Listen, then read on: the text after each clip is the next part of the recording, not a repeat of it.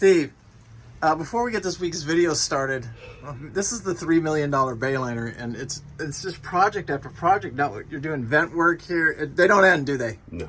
It's keeps easy. Giving. It's easy to figure out how I had $80,000 in Blue Princess, right? It happens so fast. It needs all toilets. It needs everything, dude. And even after the current owner put $40,000 in this boat from the boatyard, it's still a fixer-upper. And so, 100%. Anyway, today's video we're going to talk about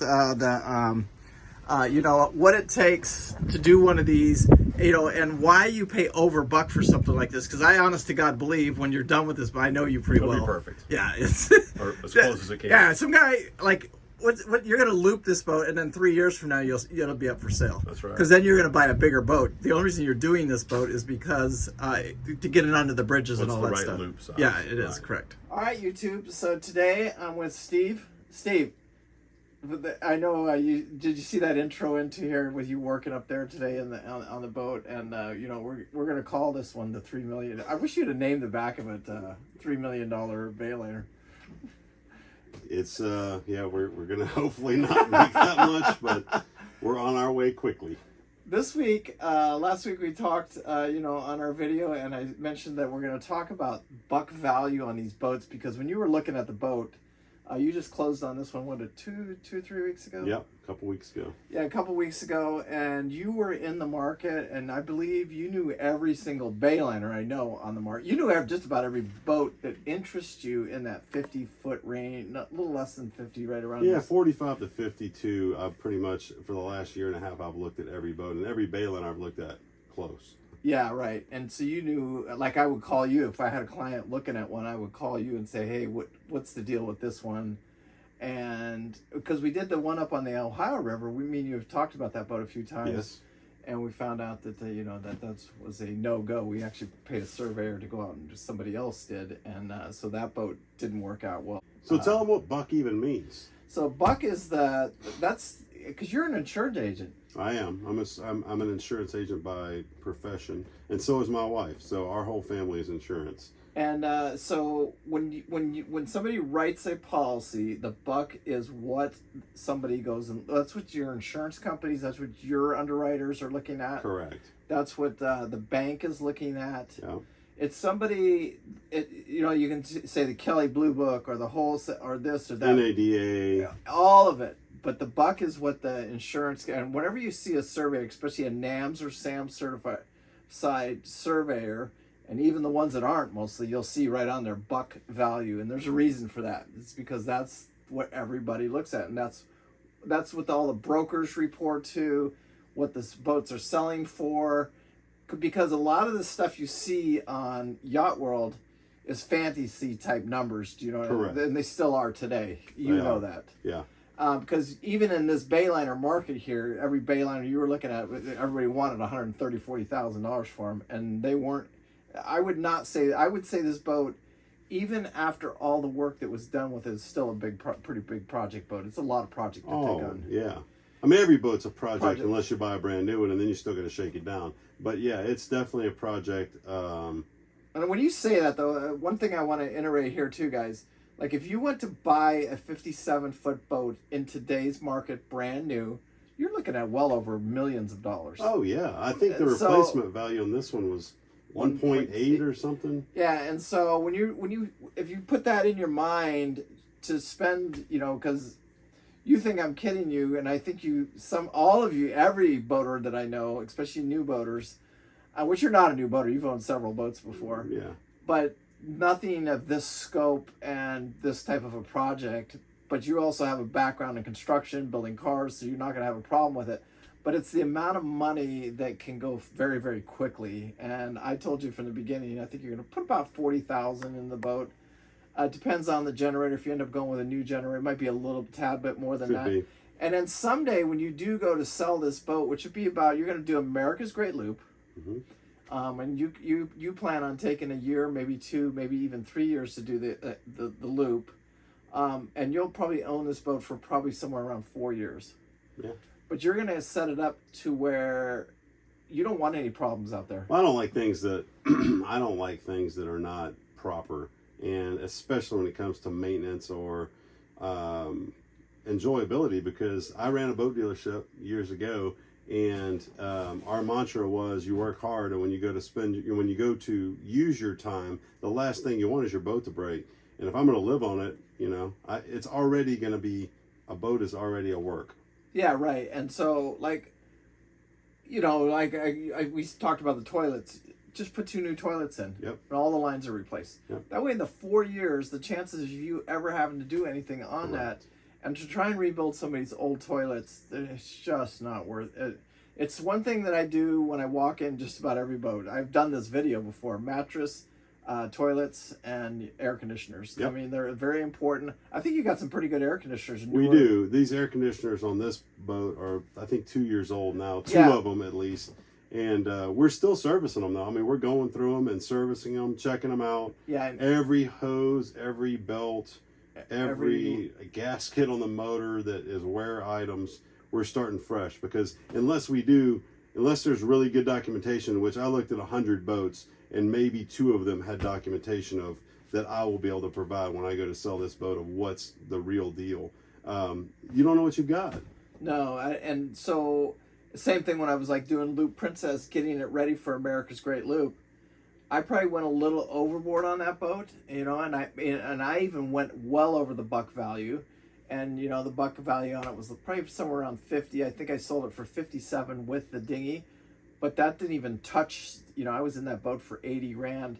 But in today's video is about that. These are not good investments? No. Come on, man. No, these are not good investments. No. If you want to invest, what's that? There's the famous guy out there that preaches. You know what I'm saying? When you buy an RV or a boat, just throw the money, just burn the money, because that's pretty much. Yeah. But you will recoup a big part of the investment. I hope so. And on the Buc Value end of this, because this isn't your last boat either. Your big ultimate plan is, you bought this boat because it has the low profile, good speed, and can do the loop. Your next boat, if you guys really enjoy it, you're going to go for like the big 40 or 50, 60 foot Hatteras type thing. Right. This boat to me offers the biggest space in a boat that is loopable, that is not so tall like you said, but it's plenty wide, it's plenty long. It's actually a little bit long for some of the docks that we're supposed to experience. Yeah, but it is what it is. And so I understand it, because a lot of you guys you have a pretty decent sized family, so you want to, if your dad wants to come, or one of your brothers or your son or something like that. Yeah. You need the 3 cabins. You like to have the 3 cabins, the 2 heads, the nice big living room that we're sitting in here, that beautiful pilot house. Yeah. So I get it. I get the appeal, and a lot of people, that buy these Bayliners, because they're built a little differently than everybody has that stigma about Bayliners, but the guys that own them love them. Yeah. And I think that they are good boats. The hulls are good boats. They're I've had at least 30 boats in my life, maybe upwards of 50, and never have I had a Bayliner, and never would you have bet me that I would on one. But I've spent the last 4 days all over this thing with a mechanic that was a merchant marine for years, and we keep looking at each other going, if there's something bad about this boat, we haven't seen it yet. So these bigger ones are different. Yeah, they were built differently. They're different. There's no question about it. Because I think everybody refers to that, that stigma of that 1978 Bayliner, or the little Capris. Yeah, with the Force engine on them. Yeah. Pieces of junk. Yeah, I owned one. But, did you? Yeah, we did. But don't tell anyone that. I know, it's embarrassing.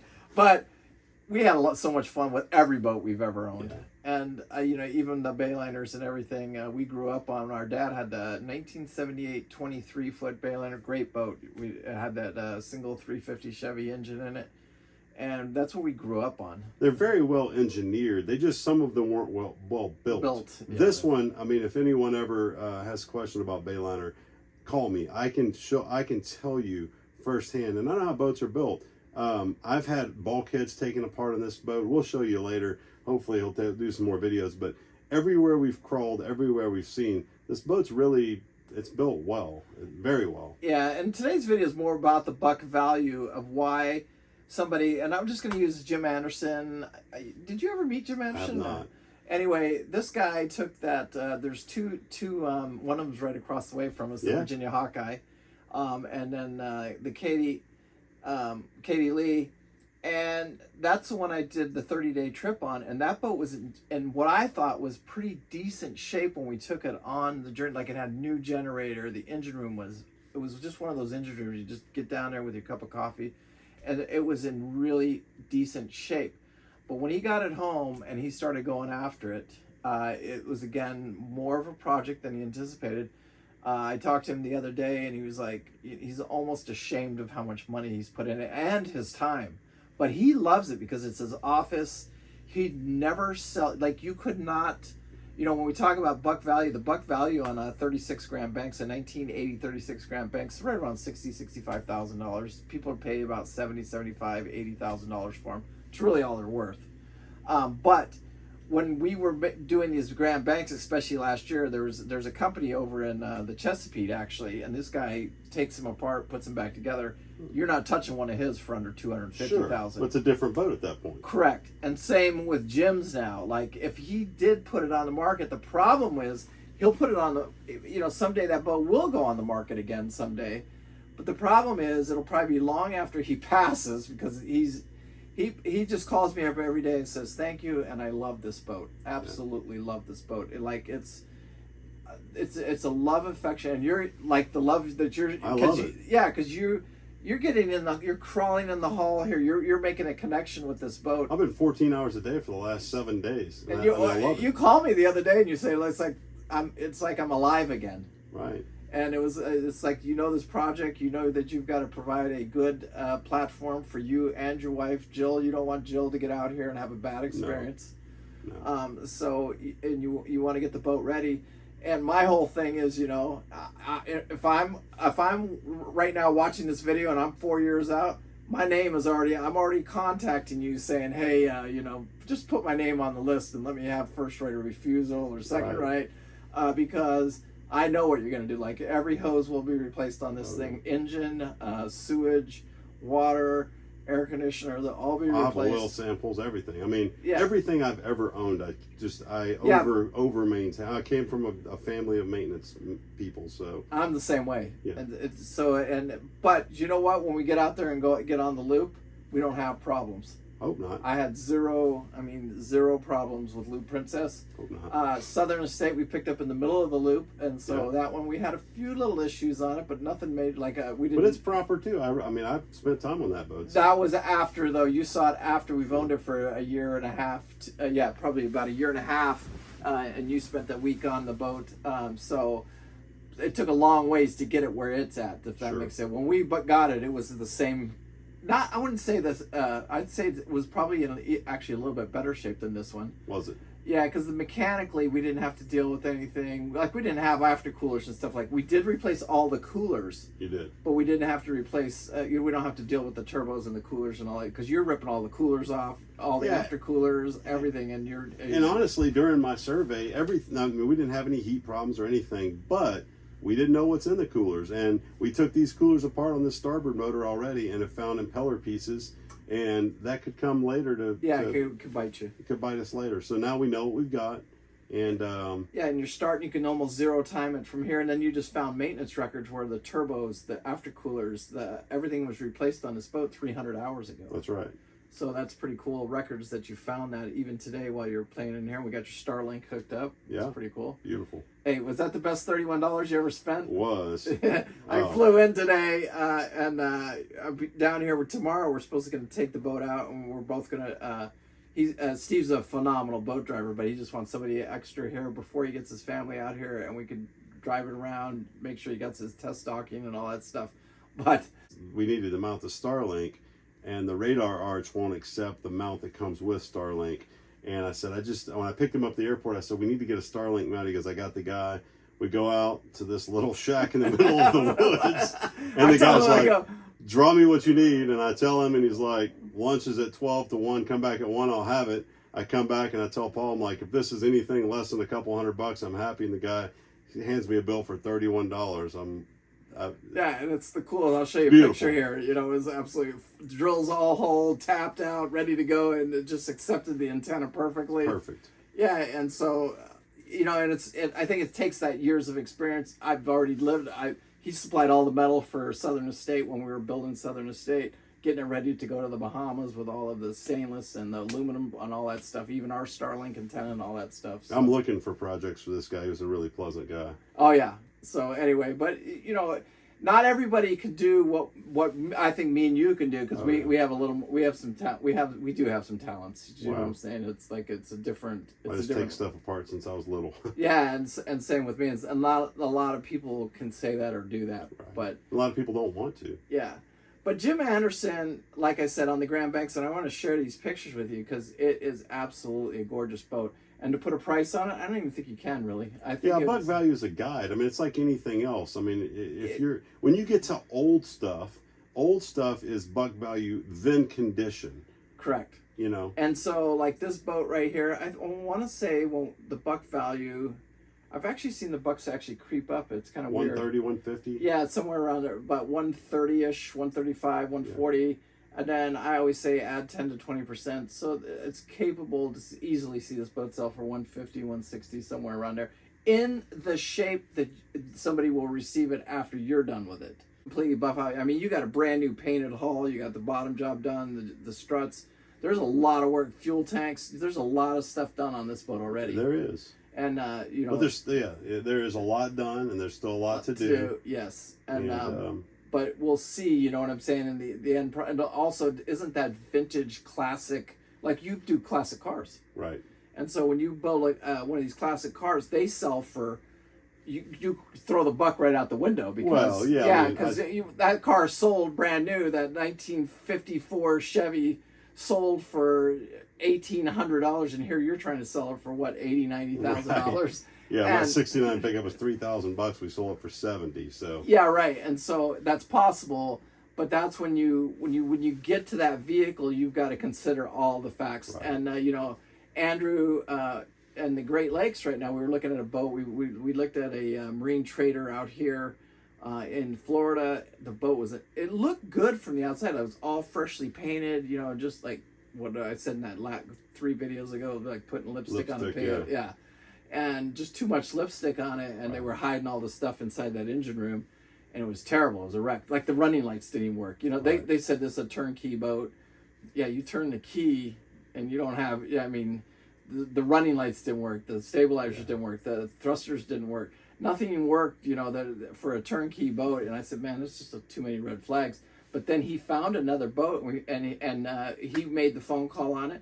And it was slightly overbook, that 10 to 20% that we like to see, but the boat is immaculate, absolutely immaculate. So he ended up picking it up, and I'm just going to use a round figure so that I think in the end, because he came in and said, "Hey, I want to buy the boat, sight on scene, blah blah." And the first thing I said to him, I said, "Look, quit playing that game, and you need to go see the boat." You do have to look at these boats, but you have to personally go look at it, and if you don't have that, then you really shouldn't be in the business. In my you know what I'm saying? You should have to go look at them. And everybody wants to sit at the armchair of their desk and say, "I want to buy that boat." They do. But you really need pictures are pictures. Yeah, they really are. And so then he went and looked at the boat, and then he agreed with the broker and me, and he said, "Yes, this boat should be a little bit over Buc Value." Right. And I think they agreed upon a price somewhere around that $170K range, which wasn't badly over buck, you know what I'm saying? But when you got in there, I think it had 5 items on the survey. Wow. One of them was a line for the, just real minor stuff. Ticky-tack stuff. Oh, just absolutely ticky. 5. It was the first survey I've ever seen like that, and the boat is. You could buy a brand new boat and survey it, and you'll find 5 things. Oh yeah, 100%. I mean, I sold boats for years, and we tell everyone when they bought a brand new boat, listen, go drive it, bring us a list back, we'll get it, we'll shake it. Yeah, right. It happens. So this boat had it shaken 1,000 hours, intercoolers done, fresh water, everything. You're going to pay slightly over Buc Value 100%, on this boat. There's no way. There is absolutely no way, even in this market that we're seeing downtrend, because there's not a lot of inventory. No, there's still not a lot of inventory. No, and even what happens, what people don't realize, the good stuff gets bought right away. Yes, it does. Because if it even gets listed, because 10 buyers out there right away. They'll snap it up in a heartbeat, because especially that, let's say that $100,000 to $250,000 price range, really hard to find something nice and clean. It is. Because you even came to me and said, hey, if this Bayliner falls apart, I'm jacking my price up to $300,000. And you know what I told him? I said, you're going to have the same problems. The only problems is you've paid $300,000 for the boat. This is true. That is exactly what I said too. And that's exactly what I said after you told me that. And You're I'm right. like, and that one, the Marine Trader down here in Florida that we looked at is a perfect example. That was a $220,000 boat. It was an absolute train wreck. You know what I'm saying? It was lipstick painted pig. Yeah. But it was, at the end of the day. See, I'm starting the opposite. I go inside out. Buffing the boat will be the last. I mean, I care less. I want it to look good, but it doesn't matter if it doesn't go anywhere. Right. You know? Yeah. If you can't jump in it and turn the keys and it travels and your running lights work. Right. My God. Everything. Yeah. Everything. That just pisses me off when a broker lists a boat and he doesn't even have the common courtesy. He calls me to come out and look at his boat, and he doesn't even have the common courtesy to turn on the running lights to tell the owner that, hey, your running lights work or you don't work. Right. That's a statement about the broker. That's a statement about the boat. That's a statement about the previous owner of the boat. That's a lot of statements right there, and that's a boat I'm not interested in. Right. At any price. Doesn't matter how far below book or how much above book. Well, it's misrepresentation. If they're doing that, then everything else they say is... Yeah, right. And there's a lot of it going on right now. And a lot of these boats that are on the market, another valuable lesson I'm really learning very fast, got to be very careful when you see more than one survey done on a boat too, because there's a reason that it didn't get sold that first time because of the multiple surveys on a boat. It should that's some red flag right there. You're right. Yeah, I mean, because when you get ready to sell your boat, it takes two to put these deals together. It takes two people. It takes two lovers. Neither one of you can. It's like getting married. If both people don't agree, forget it. And if the seller is not going to work with you, and that's what I think on this particular boat, we had a seller that was ready to sell, and because to tell you the truth, I didn't think you were going to pull it off, only because we agreed at I thought just a nice price, it wasn't fair great. price. Yeah, and then neither one of us, then the fuel tanks failed, so he had to replace fuel tanks. Then he had there's multiple items. Yeah. And he had the hull painted. There's some high dollar things that popped up and that the seller didn't know about and I didn't know about. But I was fortunate that the guy's a really admirable guy. He still wanted to sell the boat, and he honored his deal, and we made a fair deal out of it.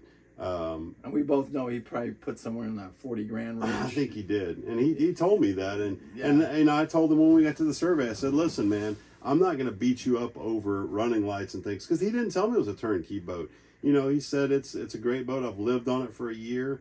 It still needs some work, and he represented it that way. He did. He's a fantastic individual. And he ended up probably putting a little more than we both thought was going to happen. I felt bad for him. I mean, I was glad I didn't own the boat at the time, to be honest with you, because it's the type of stuff that if you don't do your homework and you don't get a survey, and you don't get a good survey, I think we had one of the best surveyors around. Just a real hard-nosed accountant type guy. But he's not even hard-nosed. He turns the switch on, works, or it doesn't. He's like a black and white. Yeah, he really is. And so that's what you want when you're looking at one of these boats.